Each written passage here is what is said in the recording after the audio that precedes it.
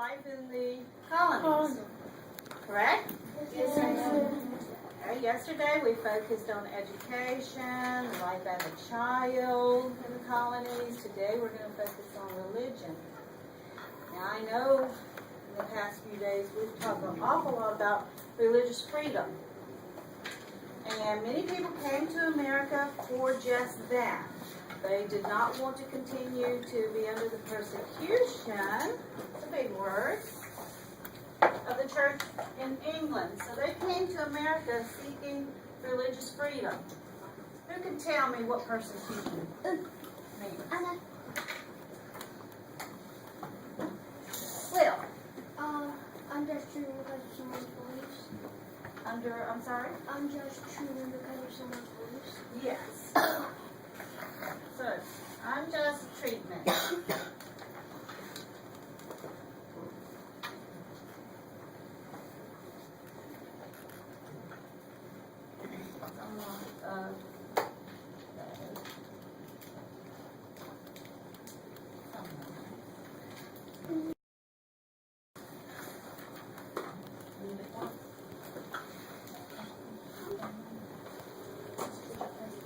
Good job. You earn a marble for your team.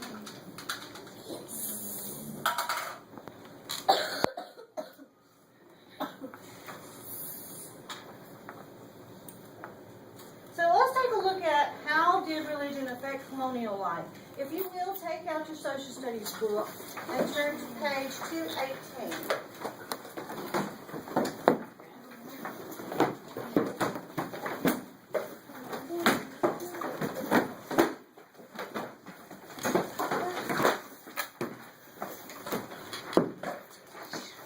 Events such as the Great Awakening, and that's what we're going to talk about today, in the 1730s, increased influence in religion in America. And so America had become the refuge for those that wanted this religious freedom, and became home to many of those that had the chance to improve their lives. What's refuge? Anyone know the meaning of refuge? Refuge is kind of like a place for safety where they would be able to come and have that religious freedom to worship as they please. So we became the place that everybody wanted to come to America to have that religious freedom. Religion in the colonies. Religion was an important part of life in all regions of the English colonies. You know that several of the colonies were founded as places where people could enjoy religious freedom. Some colonies continue to be refuges for religious groups that faced persecution in Europe. For example, many Jews came to the 13 colonies. They settled in Rhode Island, New York, and South Carolina. In 1763, Jews in Newport, Rhode Island, built what today is the oldest synagogue in the United States. A synagogue is a place of worship for Jews. Among Christians, an important religious movement became known as the Great Awakening. It began in the 1730s. This movement awakened or revived many colonists' interest in religion. The Great Awakening was led by Protestants.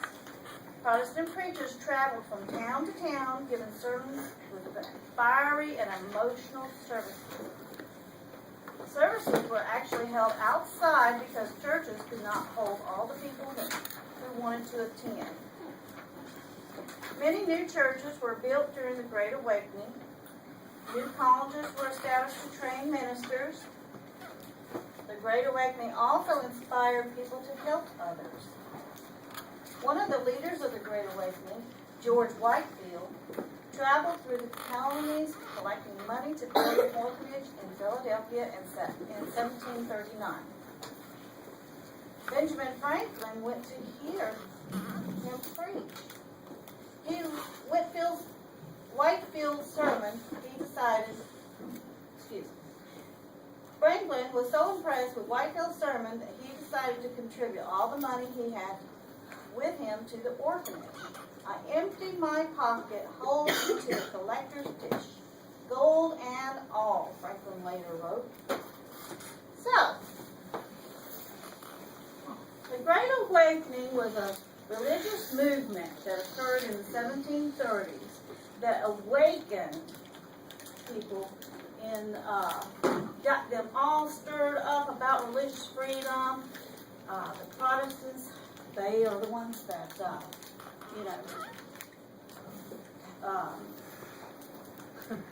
I lost my train of thought. Protestants, they led this great movement, and their sermons became so loud and so fired up and emotional that they had to hold them outside because so many people were coming to hear and see. This was so different than their churches in England. So they were so excited to come and hear, and all the churches were too small to hold all the thousands of people that would come. So who was the evangelist that led this? George Whitefield. Okay? Evangelist is another big word for preacher. Okay? And he was just had a lot of emotion, getting everybody excited about religion, and to let them know that here in America, they were able to worship as they choose. Okay? So that's how today we get to worship as we choose. We don't all worship the same. We have that religious freedom to do like we choose to do so, what our beliefs are. So George Whitefield was the one that led that great movement. And what was the name of the great movement? The I'm looking for Great someone. Awakening. The Great Awakening. Great. All right. All right, if you will, clear your desk.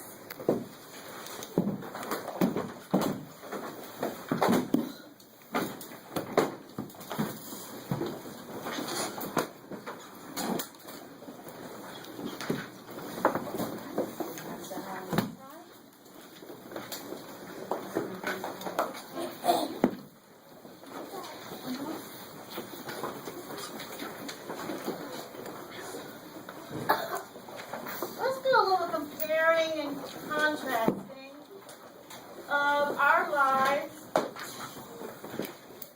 to the colonial lives. I'm going to do a Venn diagram.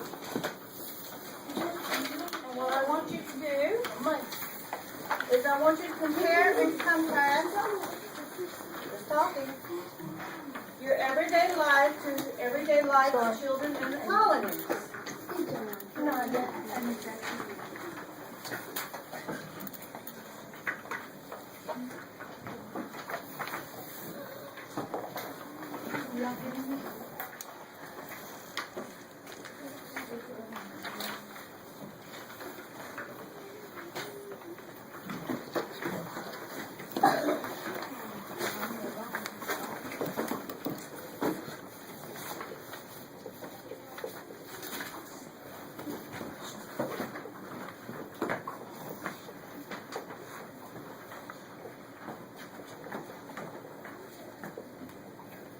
Okay, let's talk a little bit about yesterday. We were talking about lives of our colonial children, and there are some things that they did a little bit different than we do.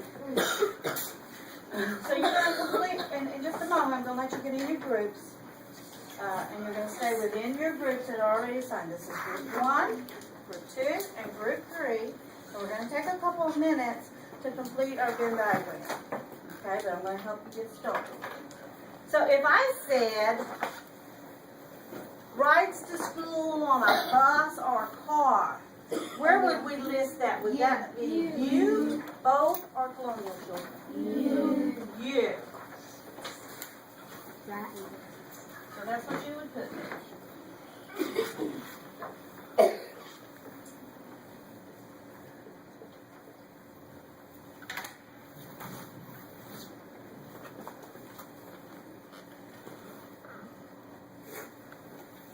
What if I said walks to school? Both.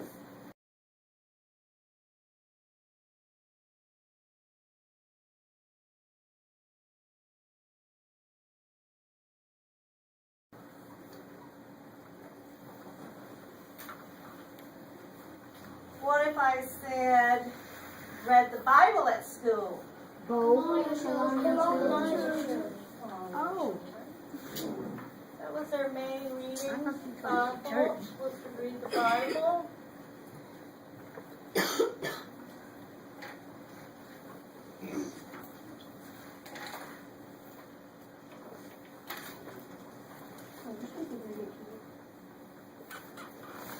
Okay, so I want you to get in your groups and take a few minutes and list some things in comparison for you and Colonial children's lives on your Venn diagram. Okay, so let's get in our groups.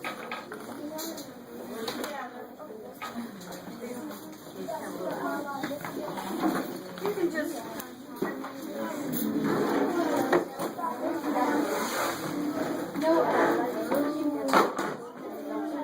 I'm going to be looking for some fantastic answers so that your team can earn marbles for our special treat.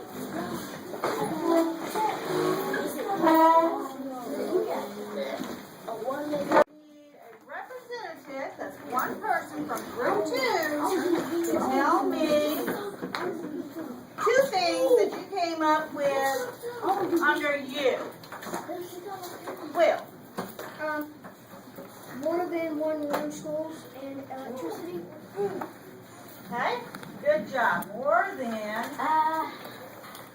one room. Schools. That's not very good. And electricity. Excellent job. And Will, you a marble for your team. Pass this down. Okay, group 1. Tell me 2 things you came up with both. We put swimming and we tag and we farm. Swimming. Tag, I hear talking. And farm. And both were experience. That's great. What? Both were experience. You did a good job. Take that from the marble.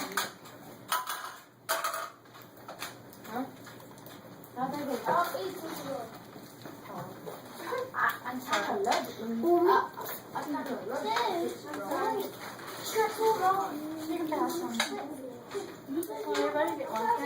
Miss, wait a second. You wanted to go. Oh, I can do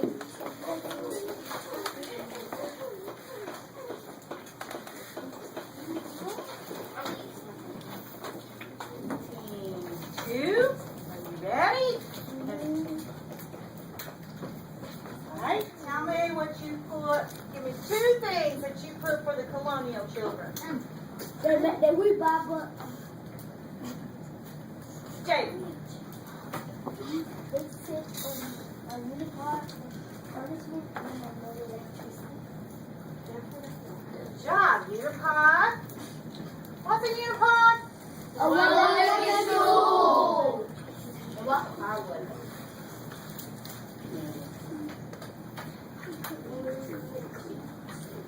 I know, electricity.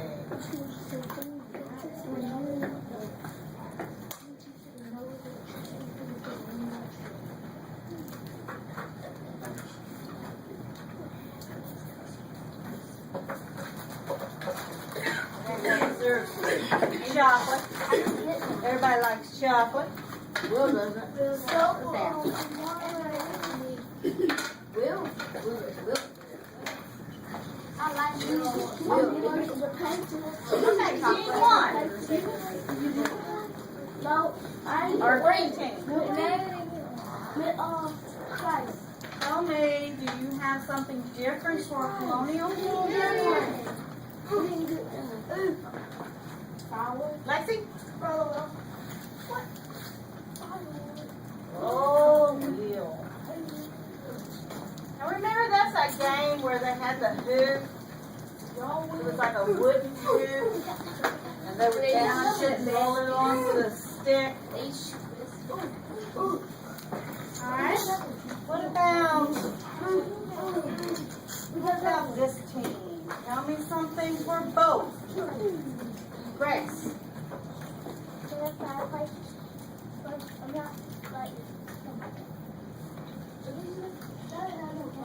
They had fireplaces where? Both of them have fireplaces. Maybe in the school? Do we have fireplace in our school? No. So we could probably put that on the colonial children, right?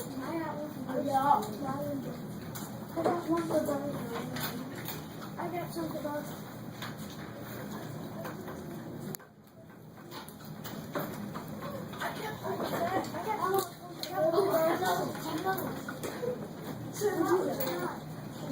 Jack, tell me something I want to put down for you.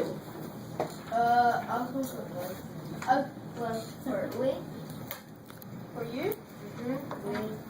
We? I know what we do. We have grades. Like, we have different grades. We have different separate schools, like for grade. We have separate schools. Okay. Good job.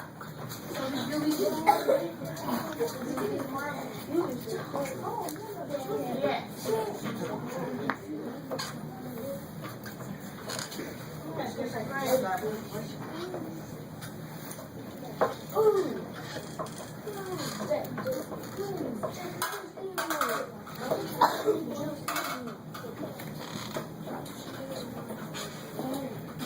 Okay, let's see. Let's talk about some others here. Alright, I'm going to give a statement and you tell me where it belongs. Okay? One teacher. Colonial children.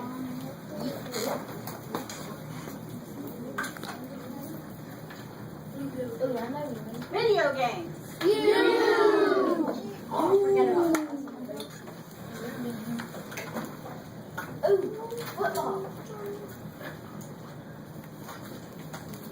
Learn social studies and science. No. You. They didn't learn social Because studies. what was the Writing, basic that and reading, writing, and arithmetic. And what is arithmetic? Math. I think y'all are deciding.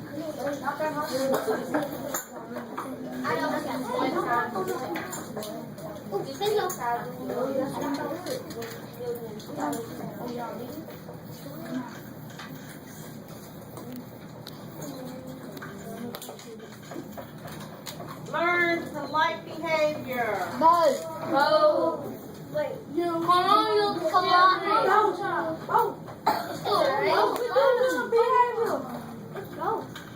Oh, they have both. We both. But they don't write it down. Oh, we don't like it. We both have punishment. Down. We both have punishment. I got a good one, like no lie. Had to bring fireworks to school. Colonial children. I'm gonna speak wrong. And if they forgot the firewood, what was their punishment?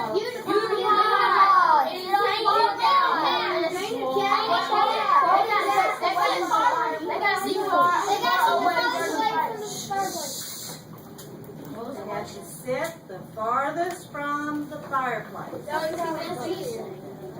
punishment for not bringing the firewood was they had to sit the farthest from the fireplace so they would be cold. Remember that. You might see that again.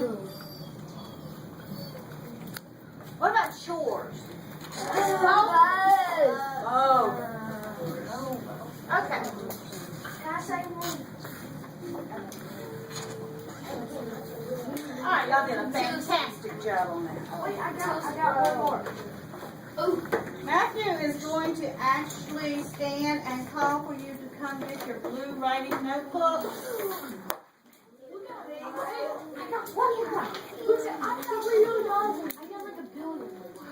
Okay, so we're going to move on to writing. What I want you to do in your column.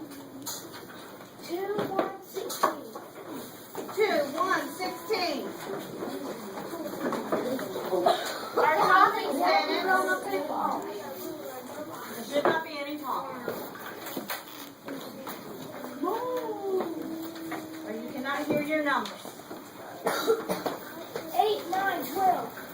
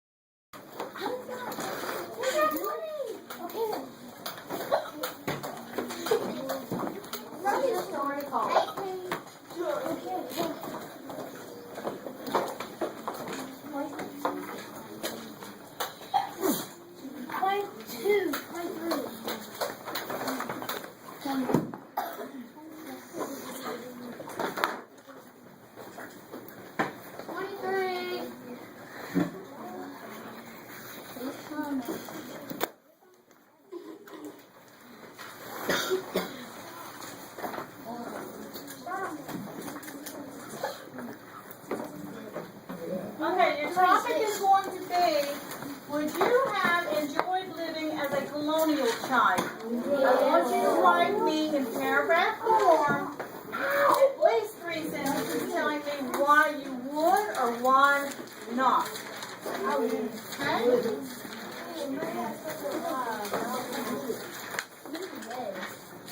24-21. 24-21.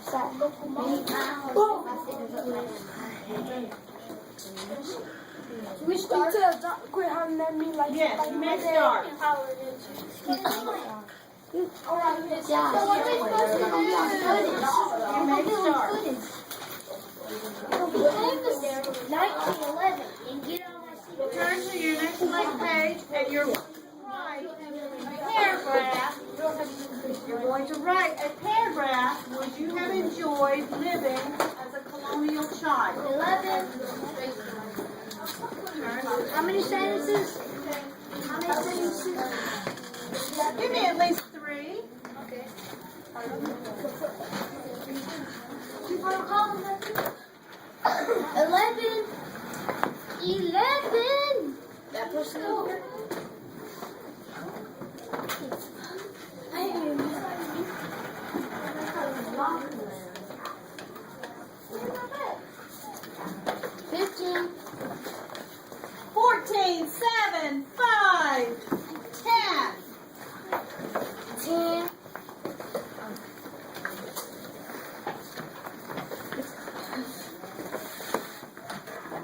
Seven, 5.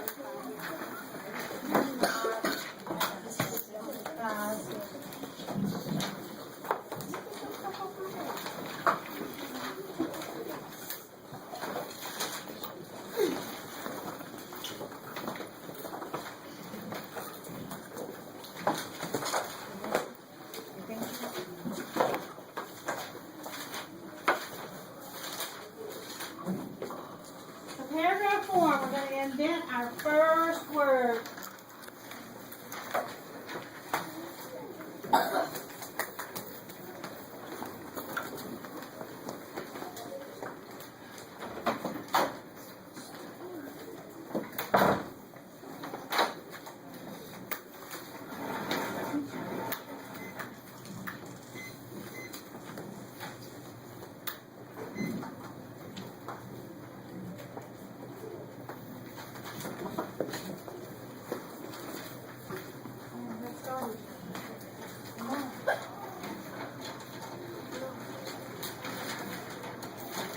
fine. That'd be wonderful.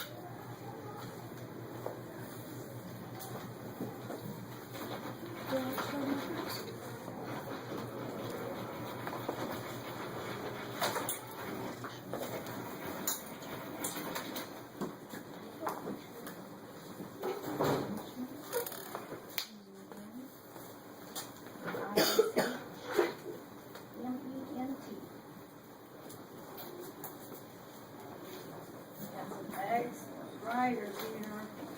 Love it.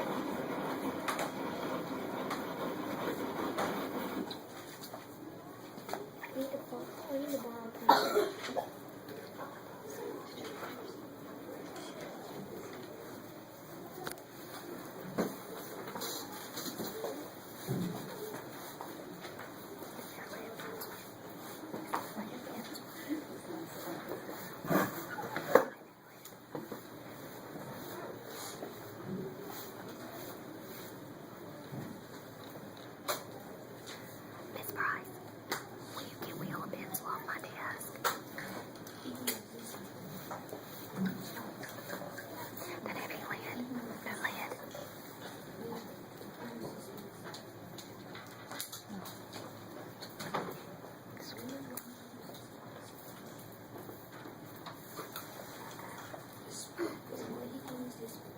Okay, that's nice. Take that pencil. Miss Price, we got it. Miss Price, we got it.